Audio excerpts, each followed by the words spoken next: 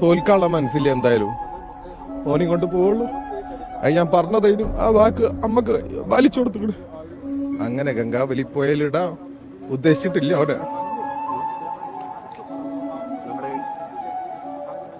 ഞാൻ അപ്പളേ പറഞ്ഞു ലോറിക്ക് അധികം പരിക്കുണ്ടാവൂല, ക്യാബിന് അധികം പരിക്കുണ്ട്, ചിന്നിച്ചിതറൂല.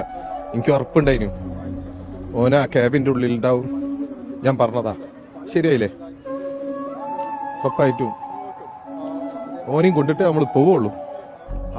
ആ ഒരു ഉറപ്പാണ് കുടുംബത്തിന് നൽകിയിരുന്നത്. അതെ, അർജുന്റെ അമ്മയ്ക്ക് നൽകിയ ഉറപ്പ് പാലിച്ചു ഞാൻ അവിടെ എത്തിക്കൂ.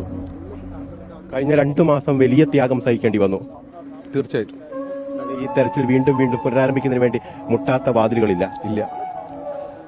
ഒരു സാധാരണക്കാരനെ കൊണ്ട് എത്ര കഴിയും അതിന്റെ പരമാവധി നമ്മൾ ചെയ്തു.